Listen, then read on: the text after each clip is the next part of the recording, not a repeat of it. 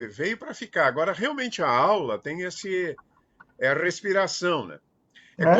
É como o Brizola. O Brizola, quando falava assim, sozinho, falava em microfone, falava, não era. Mas quando ele tinha uma massa, o cheiro, eu brincava, a gente brincava, o cheiro da plebe o excitava, né? E aí ele se tornava um orador. Ele falava 3 horas. Eu era garoto, ia vê-lo ali na frente do Palácio Piratini, 62, que foi o último ano de governo dele. Juntava milhares de pessoas para ouvir. Ele falava duas, tipo Fidel Castro, assim, 2 horas, É. 3 horas. Não, o Colares, que conta uma história do Brizola, diz que chegou uma vez chegou um velhinho e disse assim: Ah, doutor Brizola, eu adoro quando o senhor discurso, porque daí eu fico com a minha velha, eu boto o radinho ali, aí o senhor fica falando, falando, eu duro, quando eu acordo o senhor ainda está falando, é tão bom. Era uma. Eu tive a oportunidade de ver um discurso em 83 do Fidel Castro Bah, em Havana. esse sim, Mas também ele tava, digamos, sintético aquele dia, ele falou 3 horas. só Mas três ele horas. tinha truques, assim, estratégias de comunicador, né? Meio de Silvio Santos. Ele perguntava para a plateia: concordam? O imperialismo será derrotado? Sim! Então aquilo ia criando uma espécie assim de conexão hipnótica, né? E as pessoas ficavam. Eu fui embora, lá passando 1 hora, me cansei, né? Mas o pessoal ficou lá. Em parte, uns tinham que ficar mesmo por obrigação, mas os outros estavam hipnotizados, né? Estavam Não, cara, ouvindo, né? são os caras que sabem falar. Sabe que eu estava em 2009 em Caracas, na Venezuela, Uhum. e foi exatamente no fim de semana em que o Chaves disse que ia bater um recorde de transmissão ao vivo na TV. E ele disse que ia passar todo final de semana, sábado e domingo, ao vivo na TV, o tempo todo. E eu fiquei, eu disse, vou ver agora, né? Se ele vai ficar mesmo, né? Claro que eu não fiquei o tempo todo, né? Mas ele não aguentou, ele teve que parar os tempos. Mas ele transmitiu horas, eu não sei quanto tempo, assim, tipo umas 6 horas, pelo menos, ele ficou, e Uhum. falava, e falava, e eu ficava olhando assim, ele falar, e era uma coisa assim, de ficar siderado mesmo ouvido, porque ele é muito bom de televisão. Não, eu assisti um pequeno discurso dele, só que ele era meio ele dava no limite da preguiça, ele gritava por vezes, por Deus! Por É, Deus! é Né? ele era aqueles chefe de auditório, né? Tipo Silvio Santos, era É. um cara assim. E esses políticos latino-americanos, assim, populistas, todos eles tinham uma fala fácil É uma e tradição, enorme, né? Suntuosa. uma tradição, Perón, Getúlio Vargas, O Getúlio, Brito, eu acho que o Getúlio não era um. Eu vi assim, eu não achei o Getúlio quando vi mais os filmes. formal, né? Ele não era cativante, né? Agora o Perón Trabalhador era. do Brasil. Trabalhadores do Brasil. Ele tinha os refrões, né? Que funcionavam muito, né? A Evita, sim, assistia filmes da Evita falando, e é muito impactante. Ela realmente tinha uma capacidade de comunicação imediata com a massa, né? É isso do discurso, é uma coisa engraçada, né? Porque eu já vi, pô, a gente vê aquele cara que é o grande orador, ele te mobiliza com o jeito que ele fala, É. mais do que com o conteúdo. O Uhum, Pedro Simon, eu me lembro dele falando, ele fazendo discursos que ele vai, como se diz no futebol, não crescendo, sabe? Daqui a uhum, pouco ele está ali inflamado e tu fica assim, é. ouvindo assim, meu Deus do céu, sabe? Tem alguma coisa muito importante. Mas tem caras assim, a comparação, né? Churchill e Hitler. O Hitler era bom de discurso e o Era bom. Churchill era bom de texto, né? Maravilhoso, escritor maravilhoso. É, Não à toa ganhou o Prêmio Nobel de Literatura, né? é, Claro que por razões políticas, mas ali, escrevia muito bem. ali atrás você vai ver ali, são 10 volumes dele da Segunda Guerra Mundial, da história da Segunda Guerra Mundial, que eu tenho ali. Né, escrevia maravilhosamente bem. Bom, É, gente, eu acho que nós vamos entrar agora aqui, porque a gente estava conversando antes de começar eh, o nosso papo de hoje. Nós retomamos, né, um projeto que a gente iniciou no ano passado, com bastante sucesso de público. Para minha surpresa, tínhamos lá 80, 90 pessoas, 100 pessoas, 120 pessoas, né, e muita gente legal, aliás, todos, né? que iam lá, os escritores, os professores, falavam dos livros decisivos da sua vida, os livros na infância, os livros da juventude, os livros da vida madura. E aquilo criou um público que se interessava. E agora, aproveitando essa onda aí de lives, né, de coisas online, eu resolvi voltar e voltar com quem deveria ter estado no primeiro programa, porque o primeiro programa seria eu mediando, claro, Juremir Machado e Davi Coimbra. Mas aí o Davi teve que, né, retornar aos Estados Unidos e acabamos fazendo o Juremir, e eu convidei o Felipe Pimentel para mediar e fiquei com o Juremir, que é teu grande amigo, nós te citamos lá, né?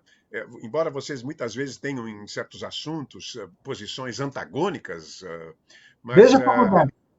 a amizade, isso eu acho muito legal. Você pode ter um amigo que tem ideias contrárias à sua, e a amizade não tem nada a ver, amizade, amor, né?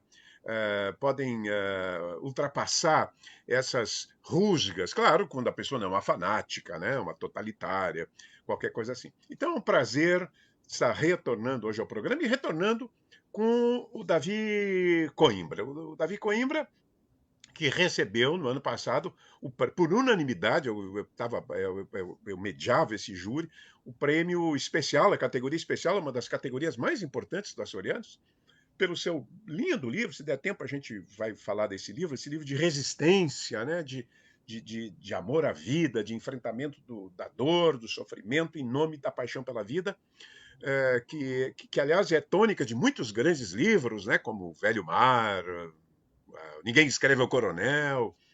E é um prazer ter-te aqui hoje, Davi, para a gente fazer esse papo, né? E eu já vou começar te botando na fogueira. Não, na fogueira, vou te botar daqui a pouco na fogueira. A tua família, como é que começou o teu interesse pela leitura? Havia livros na tua casa? Havia leitores entre os teus familiares? Porque aqui muitas vezes as pessoas começaram por si, ou bibliotecária. Como é que é o começo? Como é que o livro começa a te atrair? Sabe que a minha mãe e o meu avô, né? O meu avô era um sapateiro, né? Ele era uma pessoa assim que não tinha a formação, digamos, formal, né? De escolar e tal. Ele não tinha, mas ele adorava ler, né? E lia muito. Jornal, por exemplo, ele lia o jornal. Ele se orgulhava de dizer que lia o jornal da primeira à última folha inteiro, né? Lia livros, então ele gostava muito de ler.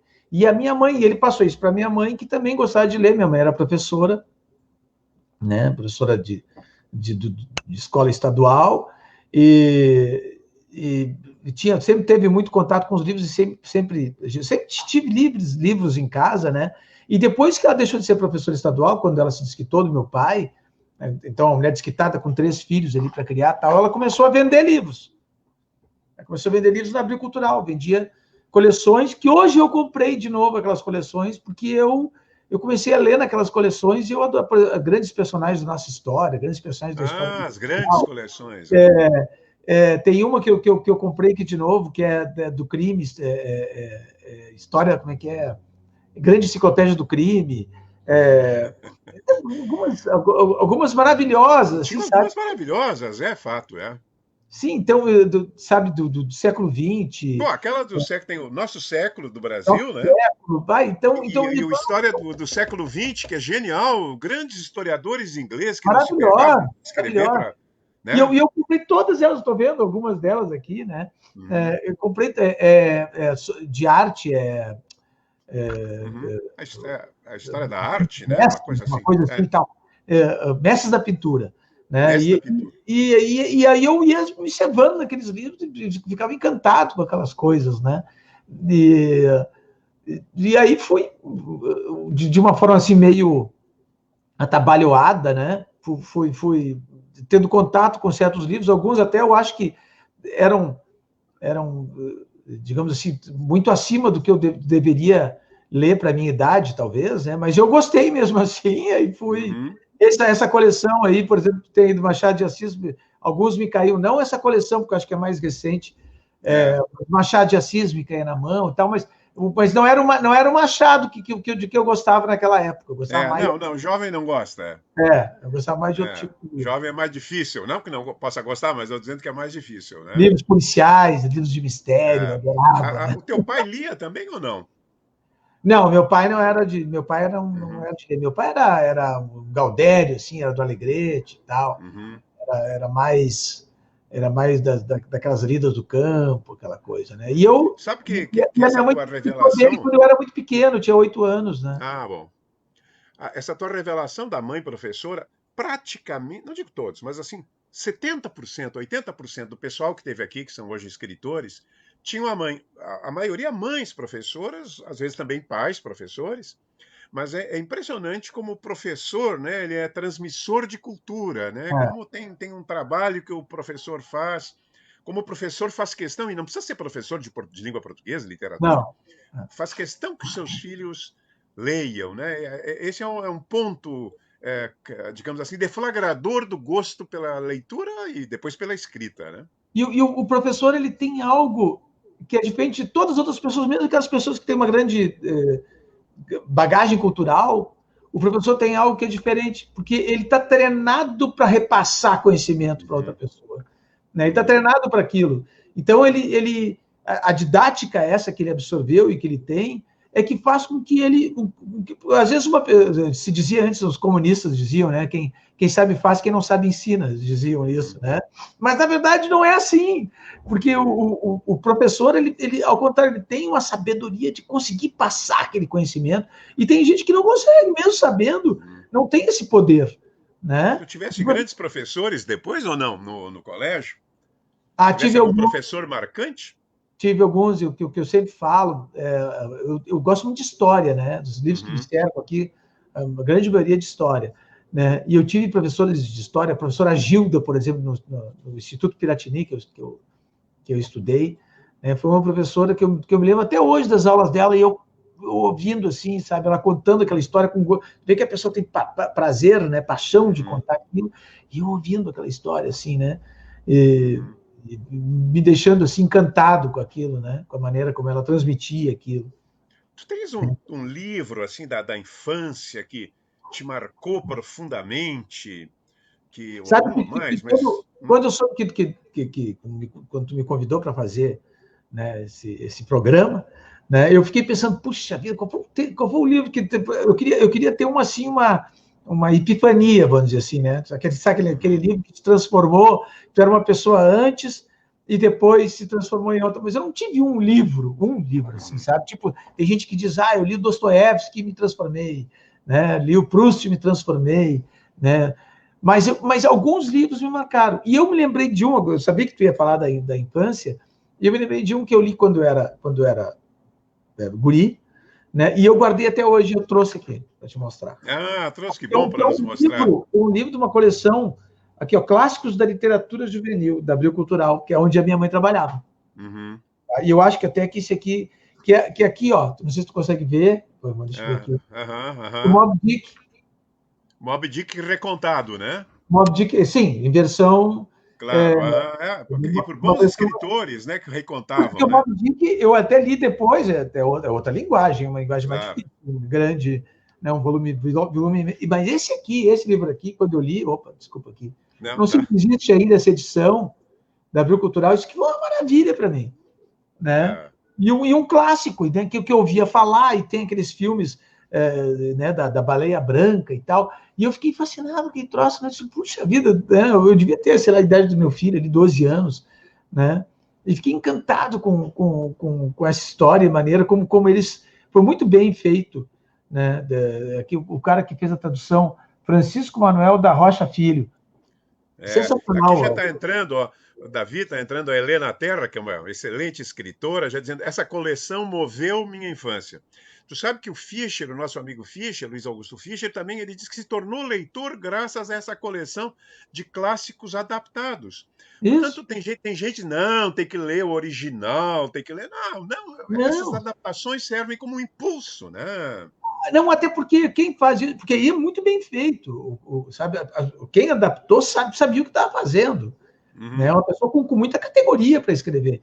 Porque tu pega uma linguagem do século XIX, sabe, que é outro tipo de comunicação, e transforma ela em algo palatável para uma criança de 12 anos, de 14 anos.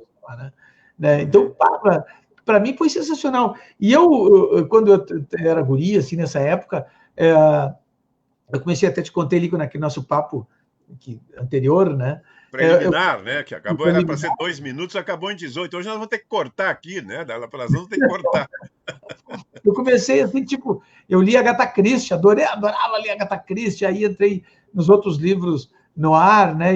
Naquela literatura policial, aí tu vai entrando naquela literatura policial, daqui a pouco tu tá até nos tipos dos Raymond Chandler, David Goodes, né? Ed McBain, Elmore Leonard, né? Toda aquela turma, aqueles norte-americanos que tem aquela forma de escrever mais selvagem, mais brusca, assim, né? Que dizia soco na cara, né? Soco no estômago. Soco na cara. Eu falei naquela aqui, ó, porque eu tirei alguns livros aqui para mostrar para ti, ó. Não, vai mostrando o que tu quiser aí. A coleção tá atrás de ti, né? Essa coleção, essa aí é que eu sou um comprador, eu já tinha o Machado de Assis completo na edição da Civilização Brasileira, numa edição da Jackson, mas comprador de livro é um obsessivo, é um consumista, né? Eu aqui nessa pandemia tenho medo de tudo, mas todo dia chega um livro da Amazon, minha mulher está horrorizada, não tem mais lugar aqui em casa, mas nós somos, né, a pessoa que gosta de livros, a volúpia de pegar o livro, né, a volúpia de tomar o livro na mão, né, de sentir, é maravilhosa. O que me angustia é que o meu poder, ainda bem, né, de comprar livros é maior do que o poder de ler. Então eu tenho um monte de livros que eu não li ainda, então eu digo, não, esse aqui eu vou ler, eu tenho plano de ler, sabe? E tu, a Helena, que está nos assistindo, a Adria, viu, o Paulo Sérgio, gente que está entrando aqui, se preparem para algo. Eu evito refletir sobre isso. Que é você chegar numa casa, eu chego na minha casa e de repente eu olho, tem ainda aqui certamente 1.000, 2.000 livros que eu não li. Eu também. E eu não vou ter tempo. Eu nunca vou abrir essas páginas, nunca vou poder abrir, alguns eu nunca vou poder, estou olhando agora aqui, pegando, eu não vou poder abrir de novo, entende? É um absurdo, a gente devia viver 150 anos para poder ler todos os livros, pelo menos da sua própria biblioteca, né? É verdade. É um sentimento que...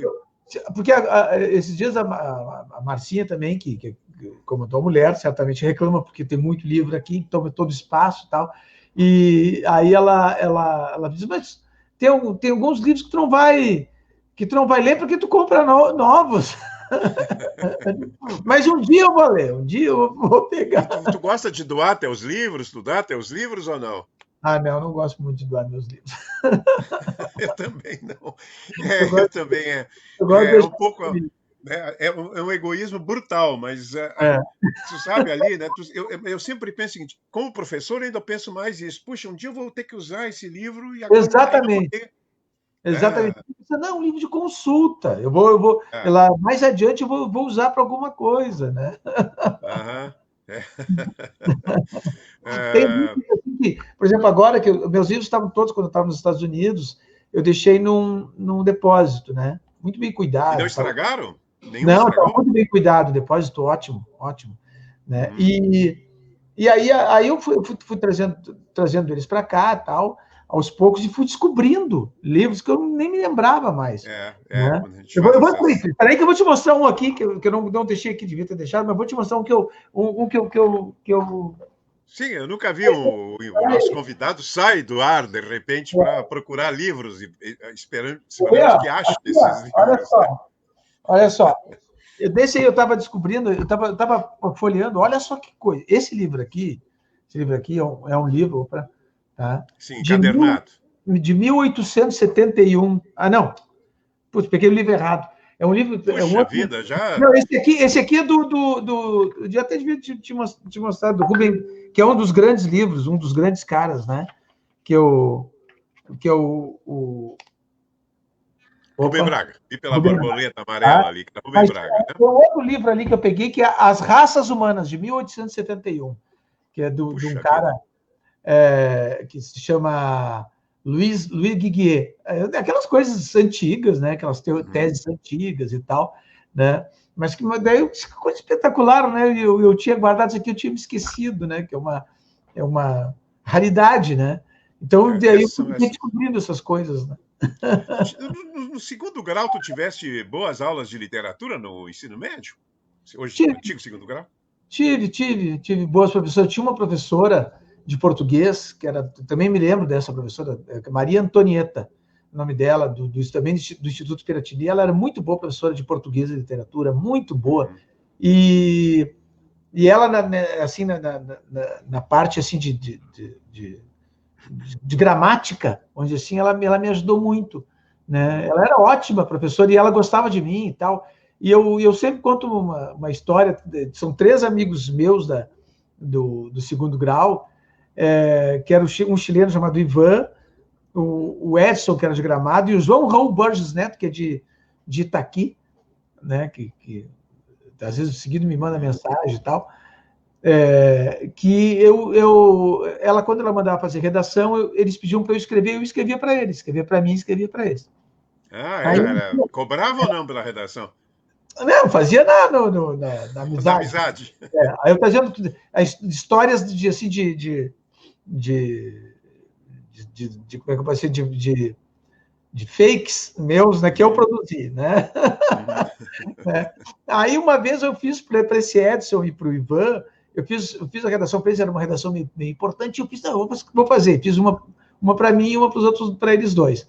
Aí a professora chegou, essa Maria Antonieta, esses dias eu contei essa história, né? Ela chegou na aula e disse assim: olha, tem um aluno aqui que escreveu redação para outros 2 alunos. Eu sei quem é esse aluno que escreveu, e eu vou fazer o seguinte: eu vou dar 10 para ele que escreveu e 0 para os outros 2. E não vou falar nada. E nós nos olhamos e ela fez isso. Aí esse... que era algum termo que tu usava que nenhum aluno usaria, porque quem lê fica às vezes com o vocabulário mais refinado. E aí ela fez isso, né? E esses tempos eu estava contando essa história num bar na praia com os amigos, e entrou esse meu amigo Ivan, que é um chileno, que hoje virou daqueles tocadores daquelas músicas, sabe, Carnavalito, aqueles troços, e tem um grupo daqueles, né, de chileno. Aí ele chegou, me viu, e chegou assim, ó, eu virei músico por causa dele, porque eu ganhei 0, né, em português. Os caras vão estar contando essa história agora.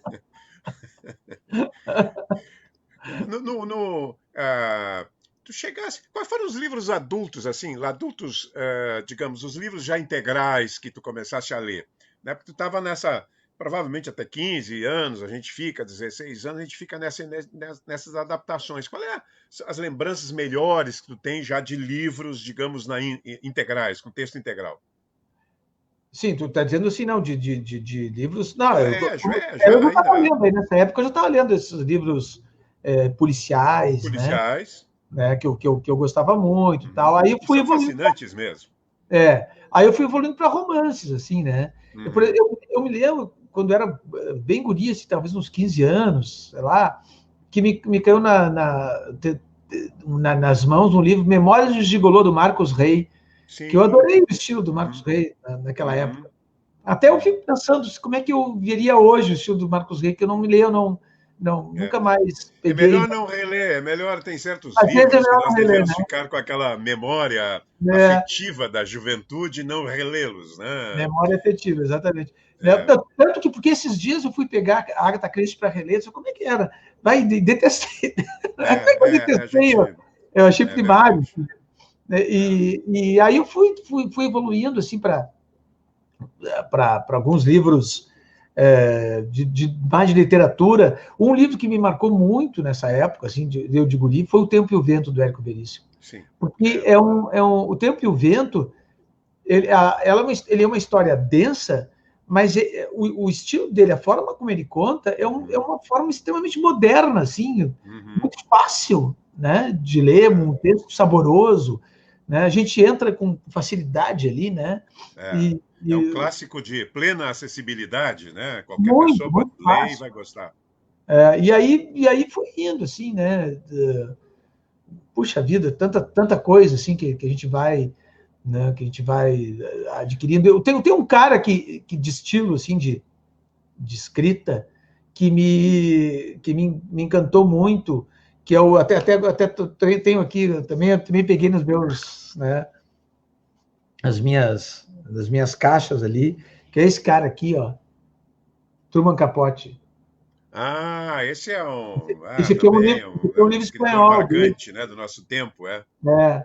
Ele ficou marcado pelo A Sangue Frio, né? Uhum, Que é um livro que marca, que é o livro que começa o New Journalism, né? uhum, O estilo de romance jornalístico uhum, uhum, ou de matéria romanceada, vamos dizer assim, né? uhum. Mas o livro que naquela época me cativou foi A Bonequinha de Luxo, pelo estilo Aham, dele, pela forma dele escrever. uhum, Né? Bonequinha de uhum. Luxo, eu fiquei encantado com o jeito dele, e aí eu comecei a pesquisar sobre ele, a ver o que ele dizia, né? A ver como ele fazia as coisas, e tem uma frase dele que, para mim, define o jeito que eu quero escrever, que ele diz assim, eu busco a frase que tenha a resistência e a elasticidade da rede de pescar. Ele Uhum, diz, né? Que eu uhum. acho que é uma Ah, definição para bela, quem bela escrever frase. uma. Eu acho que é uma edição da LPM ou não, esse bonequinha de Eu luxo. tenho Será aqui, que ó, tem? eu guardei aqui, ó, quer ver? Vê de quem é essa Eu tenho edição? esse aqui da Companhia das Guardinome? Letras. Mas tem da LPM, eu acho. É, essa é da companhia, é? É da Companhia das Letras. Então é uma nova edição, né? Uma mais recente, né? Ah, Vem cá, Davi, eu não sei se é de geração, porque a geração de vocês já tinha muita franquia sexual. Para muitos de vocês, sexo era quase como uma coisa tão trivial quanto um exercício de aeróbica. mais ou menos. E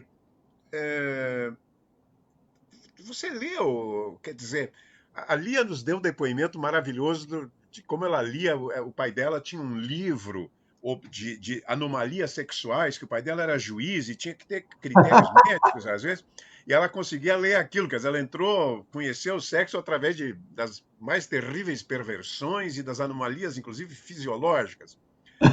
Vocês liam, tu lias, tu tem um livro obsceno, revistinha obscena, com 15 anos, 16 anos, qual era a tua. Porque há nas tuas crônicas, frequentemente, há um sabor erótico, né? Há uma exaltação dos sentidos, eu diria uma exaltação licenciosa dos sentidos. É, que tu leste? Os colegas lá trocavam livros? Como é que é? Tu sabe que essa coisa. Eu me formei lendo esses livros que a gente tinha em casa, que a minha mãe tinha em casa, né? Depois tinha uma biblioteca que existe ainda, lá no IAPI, que se chama Biblioteca Infanto Juvenil Romano Raif, né, que está lá bem Uhum, na frente do estádio da Pedro. Que eu li todos os livros daquela biblioteca, eu ia para lá ler, né? Seguido falo nessa biblioteca. Então, não tinha exatamente esse tipo de literatura, né? Mas claro, né? o que naquela época, assim, o que mais se dizia assim que era de literatura de sacanagem, vamos dizer assim, entre aspas, né? Era como é que é o nome daquela autora brasileira? Cassandra Rios?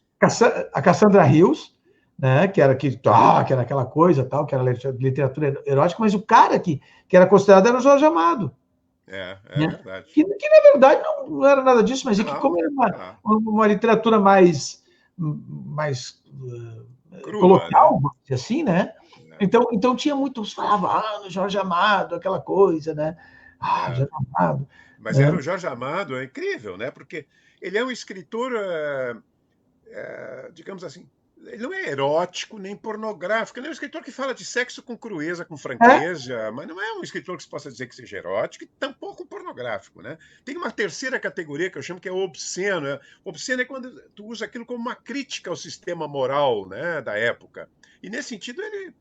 Mas tu sabe que era tão grande isso que aluno do Anchieta, eu fui surpreendido uma vez, na época ainda aqui no centro de Porto Alegre, os professores eram quase todos padres. E o padre, aliás, era muito simpático, me surpreendeu lendo, eu estava lendo debaixo eram aquelas classes com gavetão embaixo, estava lendo Gabriela Cravo e Canela. Eu fui mandado embora com suspensão de 3 dias porque estava sério? lendo. Imaginem bem, Gabriela, isso em 63, eu acho, Sim, né? o Jorge Amado, tanto que até falava em censurar, não sei o quê, o Jorge Sim, Amado, sim, claro. não era uma Não, coisa ele assim. foi muito atacado quando ele começou. Amanhã, aliás, já faço propaganda. Amanhã eu vou ter que. Ia ter uma outra pessoa, mas não vou, eu vou ter que falar nessa.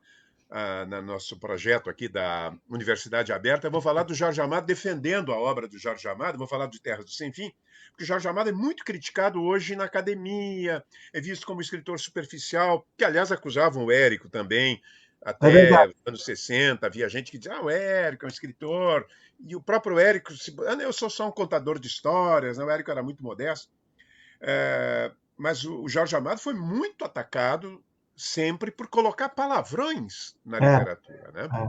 Então Mas não é perdi, uma quer dizer, não importante, tinha uma. eu conheci, porque quando a gente trabalhava na Sulina, eu e o Sérgio Lídio, que eu estava te contando, eu trabalhava no departamento de Tu fosse livreiro, né? Trabalhasse Sim, como atendente da livraria Sulina, da Coronel Genuíno, para quem lembra.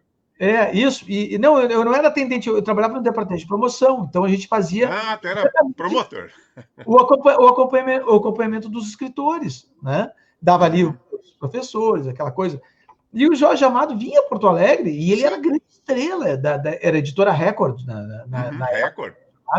A Sulina distribuía 75 editoras, Era né? E Record ou era Martins? Já era Record? Já era tinha passado Record, para Record? era Record naquela época. E a gente acompanhava o Jorge Amado e cada livro dele, de saída, tinha 50 mil exemplares de tiragem. Era uma Era loucura. um troço assim espetacular, né? E eu, sabe, eu sempre considerei ele um grande escritor, É. Jorge Amado. Então, Chegasse essa, ele teve aqui em Porto Alegre, eu fui, sim, inclusive, na época, fui entrevistá-lo estava fazendo um trabalho de mestrado, e era uma pessoa simpaticíssima, muito, né? muito ele, a Zélia Gattai, Encantadora. vinham os dois, ela também lançou os livros Ela dela. também, ela era uma E pessoa eu maravilhosa, conheci, Zélia, né? eu conheci esses autores. Então, tem alguns autores até no meu livro, Hoje Eu Vi Sim o Câncer, eu conto isso, né? Eu conheci alguns autores que eu gostei muito. Um dos caras que eu conheci que morreu agora foi o Alfredo Sirkis, né? Uhum. Que Ah, teve esse em Porto era. Alegre, e eu fui com ele, né? Até tem uma história que eu conto sempre, né? Que a Tânia Carvalho, assim, que ele escreveu os Carbonários, Roleta Chilena, Uhum. tal, e outros livros daquela época da guerrilha, né? Ele foi guerrilheiro, Uhum. né? Ele foi Navar Palmares, tal, e outras, né? E outras guerrilhas e tal. E ele escreveu Os Carbonários, que é um baita livro, um livro Uhum. sensacional. Os Carbonários e O Que é Isso, Companheiro, são livros Próximos. e que eles são fundamentais para essa parte, para conhecer essa parte da guerrilha urbana, né? São E ao ótimos livros. mesmo tempo, Davi, e ao mesmo tempo eles trazem uma autocrítica, né? Quer dizer, ao mesmo tempo que mostram o horror, a brutalidade, os assassinatos, a Sim, tortura, etc., eles fazem uma autocrítica porque, na verdade, foi do ponto de vista, chama-se em política, um aventureirismo, aquela é, ação de garotos, né? O Gabeira era um pouquinho mais velho, de tentar derrubar uma ditadura com células É, mínimas. não, e de certa forma, foi um passo errado, de certa forma, né? Claro. Claro que teve todo aquele sonho, aquela ilusão daquelas pessoas, mas a Uhum. maneira como aconteceu, né? Enfim, mas e o Alfredo Sirkis, esse livro é muito bom, Os Uhum. Carbonários, É né? muito bom. E aí eu programei, né, as idas dele às TVs, às rádios, jornais e tal, e eu o acompanhava, né? E a Uhum. Tânia Carvalho tinha um programa, não me lembro qual TV que ela tinha, era um programa de 2 horas de entrevista. E ela Acho ia que era detalhe. às 2 horas entrevistando o Alfredo Serquis. Uhum. Às 2 horas, imagina, um programa de 2 horas de entrevista, tem que ser, né? E ela É. leu, a produtora dela era a Lelei, né? E Sim, ela Lelei, né? leu todos esses livros sobre a guerrilha, tal, do Alfredo Sirkis, só que ele tinha chegado a Porto Alegre para lançar o primeiro romance dele. E ele Uhum. chega, a primeira pergunta dela, os Carbonários e tal, eu disse, eu não quero falar desses livros, só quero falar do meu novo romance. Com 2 Imagina, duas, horas. 2 horas de entrevista, e a Tânia sustentou a entrevista. Eu Uhum. disse, olha que entrevistadora a Tânia Carvalho, sem ter lido o livro, sem saber É, nada daquilo, ela, tendo que se virar ali, ela sustentou as 2 horas de entrevista, né? é. Então eu conheci esses caras, conheci um dos grandes contistas do Brasil, que eu digo que é um dos maiores, o Faraco é um deles, né? Mas um dos grandes contistas do Brasil, o João Antônio, que Sim, foi sim, maravilhoso. maravilhoso, uma linguagem espetacular. Eu conheci ele, É. sentamos juntos na escadaria do viaduto da Borges, Ele é um cara muito simples, né? Muito. Ele de chinelo de dedo, calça de brim, sentado ali, calça de brim, como você diz, né? Eu Sentado. tomei cerveja ali, e ele tomava cerveja e caipirinha, e de repente um liso. Ele gostava muito de beber, né? Mas o livro dele, Malagueta, Perus e Bacanaço, é um É belo livro. sensacional. Esse livro é sensacional. O Meninão do Caixote, Malagueta, Perus de Bacanaço. Aquilo, Uma linguagem. tem a arte de chutar tampinhas, um conto É, que eu nunca não, ele esqueci. é contista maravilhoso. E eu digo que ele e o Faraco, que são, para mim, dois dos grandes, talvez os maiores contistas do Brasil, né? Os dois jogadores de sinuca. Aí eu estava falando uma vez para o Faraco, eu disse, pô, o João Antônio também gostava de jogar sinuca, né? Tudo histórias envolvendo sinuca. Aí o Faraco disse, eu joguei sinuca com ele. Ganhei dele, ele não era grande coisa.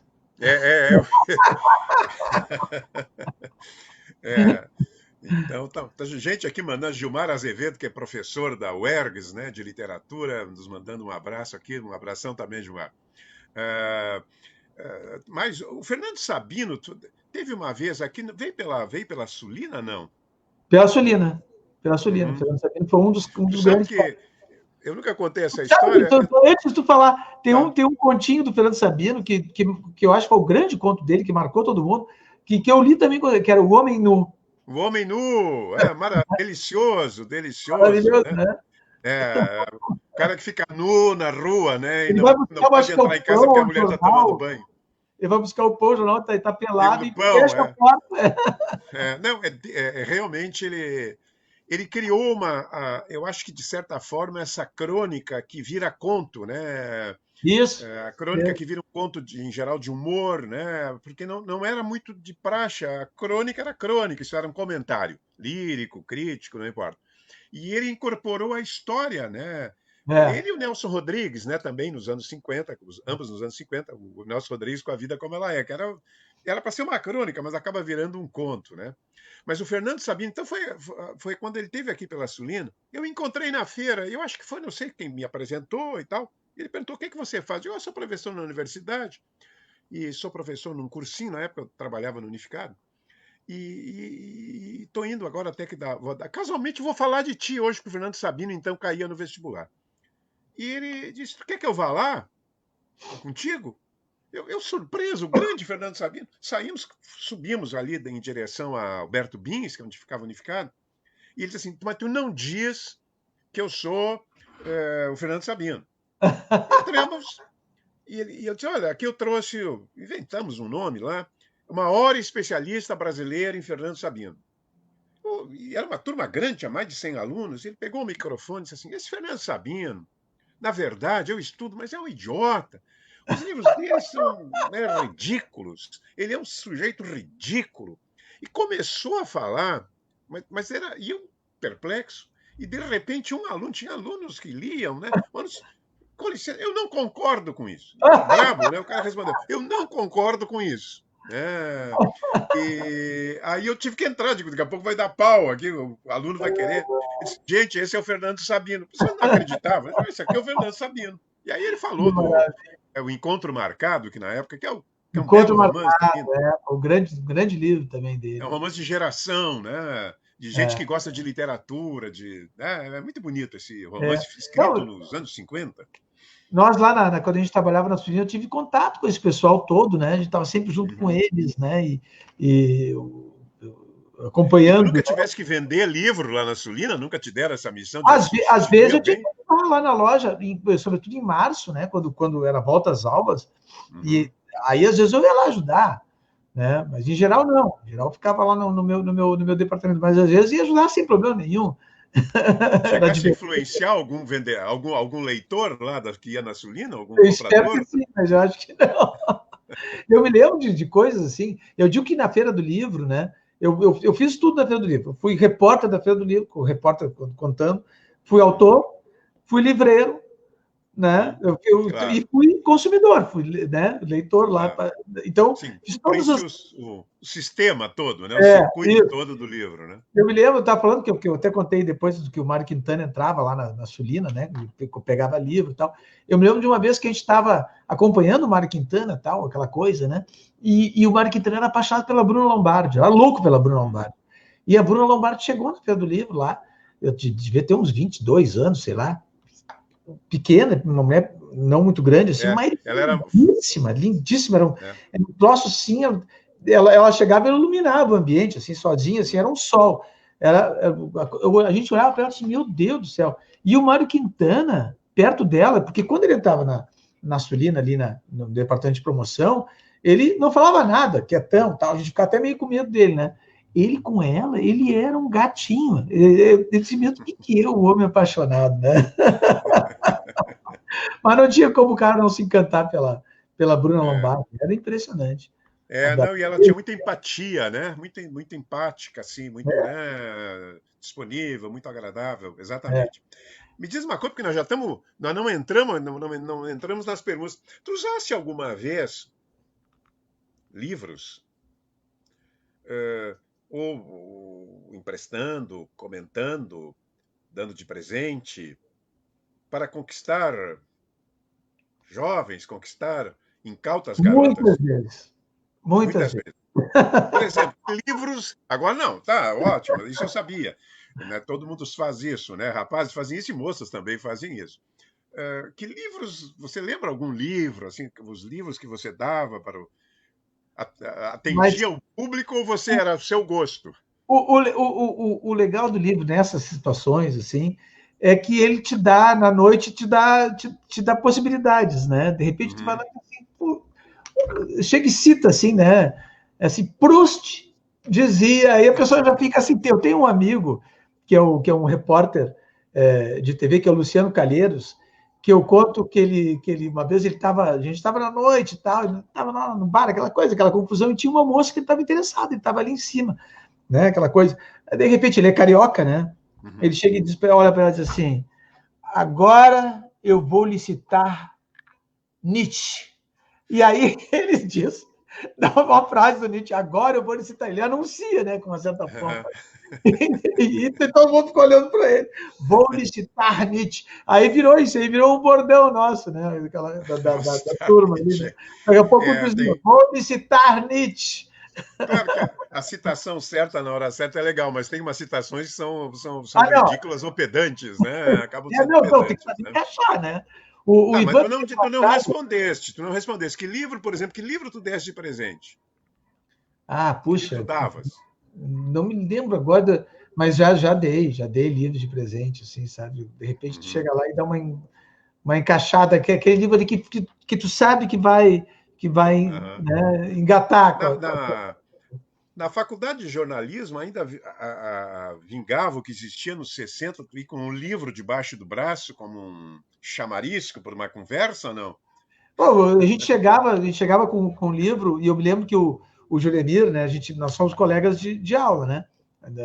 Fizemos a faculdade juntos, né? E o Juremir vinha aqueles livros, queria trocar livros, e às vezes ele dizia assim, depois de se contar depois das férias, quantas páginas tu leste agora nessas férias, né? As Ele gurias era do arrogante assim, é? 1.200 páginas, impressionava as gurias da faculdade. O que se faz, né, para Ah, realizar o amor, né? O que se submete para a realização do amor.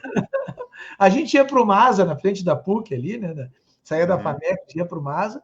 A gente estava pronto para revolucionar a literatura ou para salvar o Brasil, uma das duas coisas, para uhum, derrubar o governo, na época aí do governo militar, né? uhum. Mas essas nossas intenções duravam os primeiros 5 minutos. No sexto minuto a gente já estava falando das gurias da aula, aquela coisa, então Uhum. nunca deu certo. Nunca revolucionamos a literatura nem derrubamos o governo. Tu tens uma. Claro, tu já disse ali que o teu gosto é pela. Um dos teus gostos fundamentais é pela literatura no ar. Dos clássicos, tu falaste do Moby Dick. Tem algum clássico, os chamados clássicos, né? Autores de mais de 100 anos, né? Ah, tem o cara que eu peguei aqui também. Eu peguei aqui para te mostrar aqui. O cara que para mim é o cara que é esse aqui. Ó. Vamos ver se tu vai conseguir ver aqui. Crime e Castigo, é isso? Tô Dostoiévski. lendo? Eu tenho toda a coleção do Dostoiévski, É. né, nesse formato aqui. Opa, sim. É. Tá aqui, Ah, essa é a coleção. Eu tenho essa coleção aí do. Agora está né? saindo. Nem sempre esses aí eram traduzidos direto. Agora estão obrigando a gente a comprar. Estão A saindo Aptimodo é traduções outra tradução. atualizadas do russo, né? É, eu tenho Algumas eram, outras não, nessa eu tenho coleção aquela aí. antiga do Proust também, tanto que um dos Aham, livros do Calamari Quintana, tal. Mas o é, Dostoiévski, para mim, é o cara. Eu gosto dos autores russos, assim, né? É um tipo aham, de cultura forte, né? uhum, Mas o Dostoiévski, para mim, é o melhor de é. todos. Ele atinge, né? O Benjamin tem uma pequena frase assim que ele diz que tem autores que te impactam, mas o Dostoiévski ele te desequilibra. Ou seja, É, tu pode fechar um Tolstói, que é maravilhoso, né? Mas tá, tu leste, te impressionou. Mas o Dostoiévski ele te fere, tu não consegue por um tempo, né, ler outra coisa, né? O Crime e Castigo é um exemplo, né? E eu sinto até nos meus alunos ainda lá em letras que os que leram Dostoiévski, eles ficam um pouco, né? Quase o Benjamin fala quase num desmaio, né? Você tem um desmaio, quer dizer, o mundo ele suprime o resto do mundo, né? Fica só esse texto aí, né? E Crime e Castigo é e ele, genial, né? mas não é, e não é só o Crime e Castigo, né? Claro, claro. Ele é um autor de. Ele mantém um nível, né? O mesmo nível Sempre. genial dele, né? Em É, quase que todas as obras dele. Ele é impressionante, porque ele tem um. É, tem essa coisa assim de entrar na psicologia do personagem, aham, né? aham, Que ele consegue. Quando a gente entra na história e compreende o que ele tá querendo transmitir, é sensacional. Ele é é. o Machado também isso, mas É, o o Dostoiévski é Machado mais é mais vertiginoso, tropical, né? né? O Machado é mais É, tropical, mais brejeiro, né? é. Mas ele, ele, É, o ele goza Dostoiévski é mais. avassalador, né? É É, os demônios, né? Os demônios é é. uma coisa, né? A Cara, mentalidade do terrorista, né? e tem história, porque tem a ver com a história dele, né? Uhum, Aquele negócio, uhum, puxa vida, ele é preso por conspiração contra o czar, sendo czarista. Ele uhum, é um Dostoiévski, não, era um cara que ele não era um revolucionário, uhum, né? Era o irmão dele, sim, que era. Aí eles prenderam ele, tem aquela história que depois de preso, eles levam ele para frente do pelotão de fuzilamento, e no último momento vem o cavaleiro ali e uhum. ele tá comutada a pena dele para prisão na Sibéria, Na né? Sibéria, que é um horror, né? Quer dizer, era melhor ser Ele, fuzilado, provavelmente. que ele escreve um livro sobre Um livro isso, né? dramático, Pô, resumindo, então comovente. marca, né? Ele, né? É, Ele é um mestre, né? Ele é um. é. E da tua formação como cronista, porque tu te tornaste um cronista muito, muito lido, é, com polêmicas, né? Porque, por exemplo, o Rubem Braga, na década de 30 ele ainda trava alguma polêmica, mas depois ele foi para aquela crônica lírica, aquela crônica delicada de uma cidade que era então lírica, né? Eu acho que aquela crônica é a tradução daquele Rio dos anos É, 40, 50, maravilhoso, né? Sem violência, amável. É, mas quais são os cronistas? Eu vou perguntar primeiro assim, quais são os cronistas que tu gosta e depois o que tu mais gosta? não, eu gosto de diversos cronistas, tá? A gente pega o nosso Luiz Fernando Veríssimo, que é um Uhum, craque da crônica, né? Um tipo de crônica ele tem, né? uhum, Eu gosto. O Fernando Sabino, o João Paulo Ribeiro fazia umas crônicas ótimas, né? uhum. Tem vários. O Brasil é muito, muito pródigo, né, em É, cronistas. muitos cronistas bons, é. O nosso grande. Se a gente for pegar, né, a nossa grande contribuição para a literatura mundial é a crônica, né? Uhum, Agora, uhum. indubitavelmente, assim, o grande cara é o Rubem Braga, né? Ah, tu Em gosta Braga dele. ele é o campeão, ele não tem.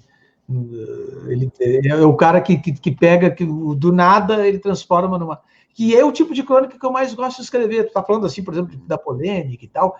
Eu sou o cronista diário do jornal, uhum. né? Então eu tenho que entrar no assunto do dia, Claro, né? Obrigado. claro. Mas o melhor é quando eu não preciso entrar no assunto do dia. Aí eu me sinto melhor. Eu gosto mais de Uhum, escrever crônicas, vamos dizer assim, extemporâneas, né? Que uhum, eu escreva sobre alguma coisa que eu estou sentindo, que eu estou vendo, né? Alguma coisa do dia a dia, do cotidiano, né? uhum. Do que a crônica do comentário. Mas eu sei que é impossível, né? Porque tem que suprir aquela exigência do leitor, vamos dizer assim, né?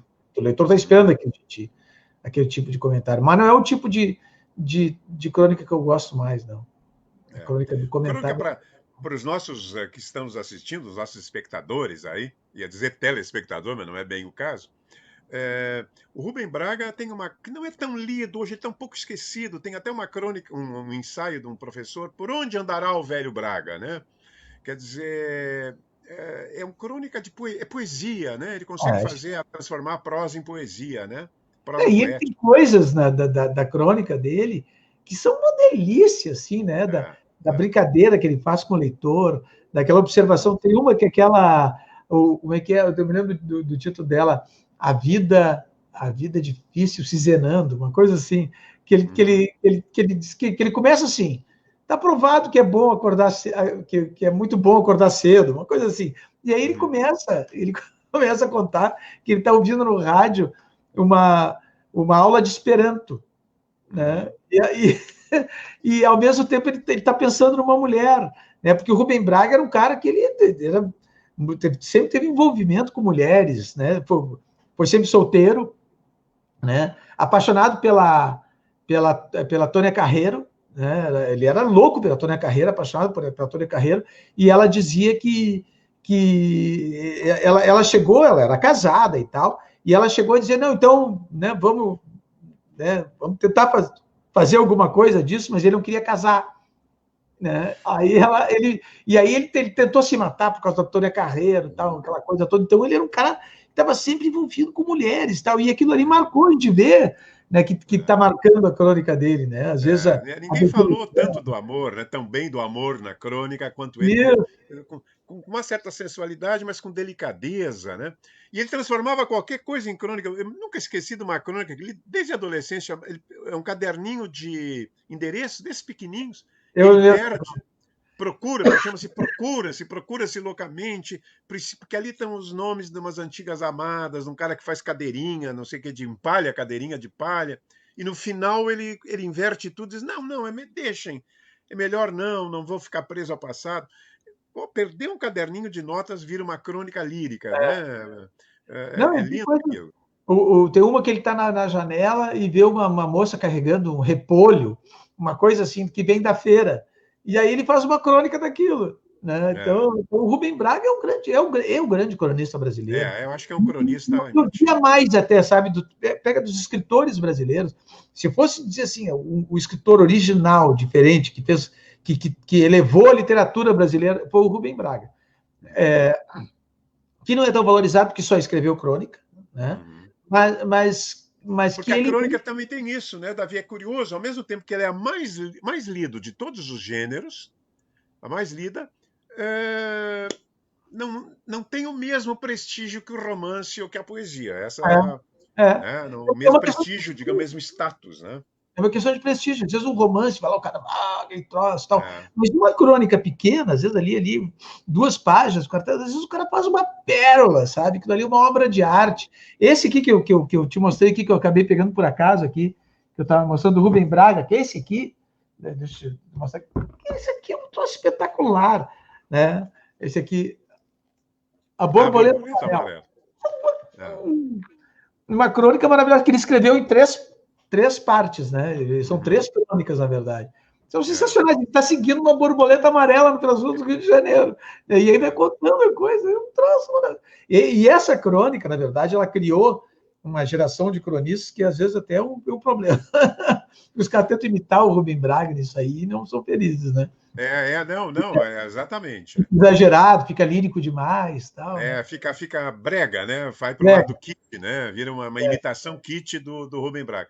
Um dos nossos aqui espectadores mandou dizer, o Dilton, que o avô dele era professor e gostava tanto do Fernando Sabino que deu o nome a um dos filhos de Sabino. Olha só. Isso por si seria uma crônica, né? O cara vai chama. Só faltava chamar Fernando Sabino. O Fernando Sabino foi um dos grandes mesmo também. O Aguinaldo Severino, que é professor lá de Santa Maria, está nos mandando. Ela ia navegar, super crônica da sedução rápida em uma festa carioca. Eu não me lembro. São tantas crônicas, né, que a gente às vezes não lembra todas elas. O Luiz Felipe colocou aqui, essa é verdade, Rubem Braga teve um breve período como, né, como cronista. Inclusive saiu o livro, eu acho que foi o Artes e Ele Ofícios. teve aqui fugido de um marido. Isso. Ah, eu pensei que fosse política, eu nunca acompanhei a Fugido de um história. marido. Diziam que era da política, tal, que nada, era o marido que estava atrás dele no Rio de Janeiro. Ele tem um livro comovente que é Crônicas da FEB, porque ele acompanhou a Força Expedicionária Isso, Brasileira. isso. Puxa, aquilo é bonita, né? Aqui alguém disse tudo. Muitas crônicas são pérolas verdadeiras, obras de arte. A Sani colocou aqui para nós. É verdade, muitas crônicas são pérolas. É. Davi, dos contemporâneos, isto é, dos autores a partir do século XX, tu tens alguma preferência? Assim, fora, já falamos dos policiais, naquele nosso trailer de 18 minutos no sábado, tu falaste do Truman Capote. Quem mais tu Sabe gosta de ler?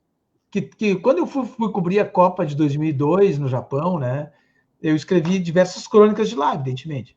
Né? E aí, quando eu cheguei a Porto Alegre, Porto Alegre ainda tinha um consulado do Japão, não sei se voltou, saiu, depois voltou. Tinha ainda o consulado no Japão e o cônsul do Japão me ligou. Disse, olha, eu gostei muito do que tu escreveu do meu país, eu queria te conhecer. Aí fui lá conhecer o cônsul do Japão e tal, e ele disse assim, olha, eu quero te dizer que tem um autor americano que escreve muito parecido com, tu escreve parecido com ele, né, que é o Raymond Carver. Aí eu, Que é um... eu não conhecia o Raymond Carver. E aí eu fui comprar o livro dele. Eu também segurei aqui para te contar essa história, né? Que realmente ele é. Aí eu fiquei lisonjeado, né? De ser comprado o Raymond Carver. Mas tem caras, por exemplo, o John Fante, né? Que é Pergunte ao Pó, é maravilhoso, né? Espere Primavera Bandini, né? Que é o Arturo Bandini, que é o personagem dele. Tem uma história do Bukowski, que o Bukowski disse que uma vez ele estava brigando com uma das mulheres dele e tal, aquela coisa, e ela xingando ele, disse, tu não pode falar isso assim comigo, tu não pode falar desse jeito comigo, eu sou Bandini, eu sou o Arturo Bandini, ele dizendo, de tanto que ele gostava do Fante, né? O Fante foi o cara que formou o Bukowski, né? Então, vai citando outro, que eu vou me levantar, vou fazer aquilo que é completamente inadequado. Eu vou me levantar e mostrar um livro do Carver que tem da Companhia das Letras, contos selecionados dele, que é maravilhoso. Eu vou pegar. Fica falando aí do outro autor aí, teu. Ah, vou falar, não. Inclusive, eu queria mostrar esse cara aqui, ó. Vamos ver se o pessoal vai ver. Esse cara aqui. O Kurt Vonnegut, que é como o Bukowski, ele é um alemão, vão morar nos Estados Unidos, né? E ele escreve, tem um grande livro dele, o Matadouro 5, que é sobre o bombardeio de Dresden na Alemanha, que é espetacular, espetacular. Então, esses autores americanos atuais, assim, a gente pega o Steinbeck, por exemplo, o John Steinbeck, eu faço... Puxa, tem um livro do Steinbeck, que é As Vinhas da Ira, que rendeu até filme e tal, que o final dele, até hoje, eu lembro daquele final e lembro onde eu li aquele final. Eu estava dentro do ônibus, indo da PUC para minha casa, né? Dentro do ônibus lotado, eu lendo aquilo ali, e eu me lembro do final, que eu me emocionei com o final do Steinbeck. Então, tem esses autores americanos, a linguagem deles, é um troço que sempre me motivou. Eu gosto desse tipo de linguagem deles, dessa linguagem feroz americana. Quero mostrar aqui, já que tu falaste, que tu és admirador, ele não é muito conhecido ainda, né? Eu vou botar a gente na hora, não sabe o que fazer. Saiu pela Companhia das Letras uma seleção, 68 contos, são maravilhosos, são bizarros às vezes, né? Insólitos, diferentes. É diferente de tudo aquilo que a gente leu. É realmente um contista de primeira classe. Do Hemingway, tu gosta? Adoro Hemingway. O Hemingway digamos, ele é o cara que essa literatura de frases curtas e tal, né? Ele é um dos caras, né? Que faz uma transposição, digamos, de gêneros, né? Uhum. Ele se aproxima do jornalismo como poucos, né? Porque ele era jornalista, né? Uhum. Agora, pessoalmente, ele era um cara de caráter duvidoso, né? Não, era um homem meio, né, meio mau, né? É, E o que ele fez com o Fitzgerald, né, no Paris é uma festa, né? O Fitzgerald idolatrava o Hemingway, né? Porque o Hemingway era, né, vigoroso, sim, né? machão, né? É, Machão, que estava machão. criando uma forma nova de escrever e ele é muito mal, né? E ele se arrepende. Eu estava lendo um artigo aí de um americano que ele pegou o Suave à Noite, que é um belíssimo romance do Fitzgerald, e disse que era uma porcaria. E aquilo, pô, e o Fitzgerald era um cara muito, É. né, a opinião dos outros importava. Não tinha muita confiança, o Fitzgerald. Agora aqui. Tem uma história Li. dos dois, que eles estão num restaurante em Paris, e o Fitzgerald pede, vai ao banheiro junto com o Hemingway, e tira o pau para fora e pergunta: é pequeno? Tu acha que é pequeno? Tu acha que... Uhum. E aí o Hemingway olha e diz: não, acho que é normal. Ele disse: não, porque a Zelda, né, a mulher dele, ela reclama que é muito pequeno. E o Hemingway diz: não, é normal. E o Hemingway conta essa história. Conta Espalha e essa com história. desprezo. Não, pior, contar não é nada. Ele conta com desprezo pelo Fitzgerald por isso, né? Eu não. É, bom, tu tem mais algum livro para mostrar aí? Senão eu vou fazer a nossa pergunta final, porque nós já. Normalmente dura 45 quando é só com um convidado, nós já estamos aqui há uma hora falando. Podíamos permanecer, porque quem gosta de livro fala 3 horas, né? Tem um livro que eu queria mostrar, que é tipo assim, aqueles livros que tu começa, que tu lê quando é gurita, porque tu queria falar, né, dos livros que a gente começa a ler, né, que eram que o Otto Maria Carpo desprezou, de certa forma, mas que eu acho que é um livro importante, que é esse livro aqui, que eu busquei também para aqui, ó. Ah, é. Não, o Carpon não gostava desse. Não O Carpon gostava. tem umas idiosincrasias. Ele é genial, mas tem idiosincrasias, né? Ele não gostava do Salinger, né, que escreveu, na verdade, ele escreveu mais um livro, mas esse foi o grande livro dele, que o transformou Uhum. numa celebridade, se recolheu para a casa dele, né? Ficou recolhido para sempre, vamos dizer assim, meio estranho, né? Um cara meio estranho, mas eu acho Bem estranho, bem estranho. um grande livro, e é um livro de juventude, né? Uhum. Da rebeldia, da inconformidade, né? E é um livro, eu acho um livro bonito, esse O Apanhador no Uhum. Campo de Centeio. Quanto eu te pedi para que tu nos desse uma ajudinha no conversa na biblioteca de indicação de um livro, tu indicaste o. Eu estou olhando para ver se Exatamente, acho. Carpo, Carpô, tô né? aqui. Vou te pegar aqui, ó, para mostrar. Isso aqui, tudo que eu estou fazendo, não deve se fazer numa live, mas enfim. O meu tá meio sem capa, eu tenho que mandar encapar. Eu guardo a capa, porque o meu eu comprei em 60 e poucos quando e fui. E ela tinha essa vantagem de ter coisa assim para a gente anotar do lado, né? Sim. Fazer anotações. Essa edição, todas têm a mesma matéria. Essa edição tinha 9 volumes, incluindo um de índice. E um que tinha assim, 1A, 2. São 9 volumes. E aqui dá, sei lá quantas páginas deu isso. 9 volumes deve ter dado 4.000 páginas, 5.000 páginas. É uma Mas, delícia. mas é um romanção, não é? Não, ali eu tenho ali 7 volumes mais grandes, assim, né? Essa edição, a edição nova, não é tão nova, porque já teve várias edições. Tem uma do É, Senado, o Senado lançou uma agora. o Senado lançou uma em 3 volumes, bem Isso, letrinha isso. pequenininha. Essa era a edição O Cruzeiro, da revista O Cruzeiro, quando editava isso, início dos 60, e é maravilhoso, cara. Pô, era um cara que chegou ao Brasil, era um exilado, né? Veio da Europa, e aos 21 anos ele já dominava 7 idiomas, e na viagem de navio ele aprendeu o português, É e um quando gênio, desceu escreveu um artigo sobre José Lins do Rego, magnífico, até hoje, né? Era um monstro, né? um gênio, gênio. É, O austríaco chegou aqui, escrevia melhor do que quase todos os é, é, brasileiros. Não, e a gente até falou, né? Ele tem frases assim maravilhosas. Eu nunca me esqueci. Balzac, a comédia humana. É a tragédia do dinheiro. Ponto. Ah, não precisa mais falar. Acabou. Tá, chega, chega. Não precisa mais dizer. Tá aí tudo Balzac, né? A tragédia Não, do dinheiro. tem artigo, tem um livro que ele pega assim, críticos sobre obras célebres, eu não me lembro agora o nome do livro, que é sensacional, são 2 ou 3 edições, e o Carpo é o melhor de todos, porque as análises que ele faz são agudas, cheias de malícia, cheias de sabor. Ele é um espetáculo. Bom, Davi, para terminar o nosso encontro agradável de hoje, se tu tivesse que ir para uma. Agora eu vou fazer uma pergunta assim: lugar como Chavão. Mas para terminar, não é ruim. Se tu tivesse que ir para uma ilha. A Idete aqui falou do inverno da nossa desesperança. Eu nunca reli esse livro, Idete. Eu li com 17 anos. Adorei. É um baita Tu livro. sabe que eu tenho medo. Eu tenho muito medo.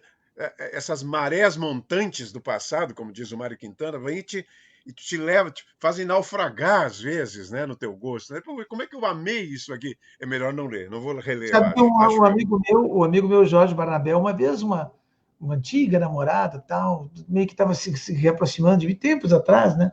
Meio que estava se reaproximando, mas que eu não via há muitos anos, né? E aí eu disse para ele, Jorge, o que tu acha, né? Ela tá meio que me ligando, tal, e ele chegou assim, Davi, não estraga o teu passado. Sabe que o Mário de Andrade tem um conto chamado Vestida de Preto, que é maravilhoso. É uma paixão que ele tem por uma prima, mas a prima esnoba ele, né? Ele rodou em matemática, paixão de colegial, ele rodou em matemática, e ele tenta falar com ela, diz, eu não falo com quem leva a bomba em matemática. Ela é arrogante, bonita e arrogante. E 20, 30 anos, 20 e poucos anos depois, ela casa com um cara milionário e tal.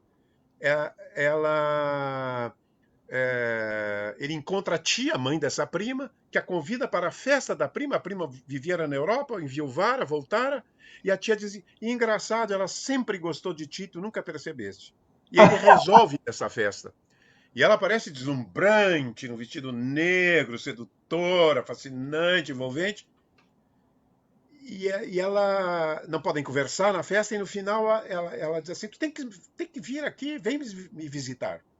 E ele sai pela rua, sai caminhando e decide que não vai visitá-la. Porque de alguma forma quer permanecer com a poesia do amor sofrido, enfim, a poesia da juventude, né? A poesia da adolescência. O grande amor bonito é o amor irrealizado, né? Porque depois que se realiza. Também. Bom, mas agora sim, tá. Então tu vai me dizer o seguinte, para os nossos espectadores. Não vou dizer livros, 3 autores que você levaria a obra completa para uma ilha, porque ninguém mais vai te ver, tu vai ficar lá para não enlouquecer. Tem 3 autores que você vai levar. Literatura ou não ficção também? Também serve não ficção também. De não ficção, tem um cara que eu certamente levaria, que era o Will Durant, que fez a história da civilização e a história da filosofia. O Will Durant é um cara da Globo, né? Ele é maravilhoso. A história da civilização são 23 volumes. Uma coisa maravilhosa.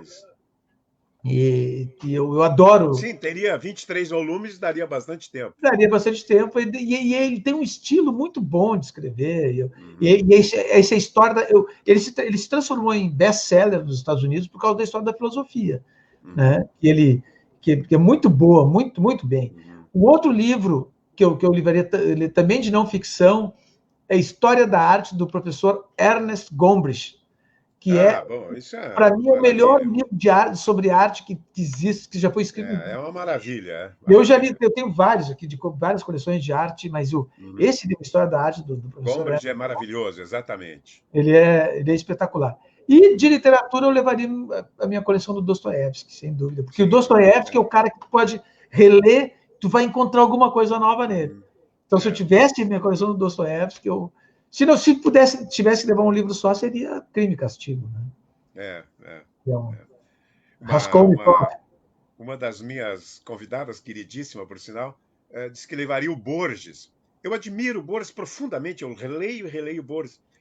Mas sabe que numa ilha, no estado de solidão, eu não quereria uma obra tão intelectual, né? Tão quase gélida, né? Brilhante, perfeita, mas, por exemplo, onde as paixões vulgares da humanidade, né? Que é aquilo É. que nos, de alguma Mas maneira nos o define, Borges não. não tinha como ter.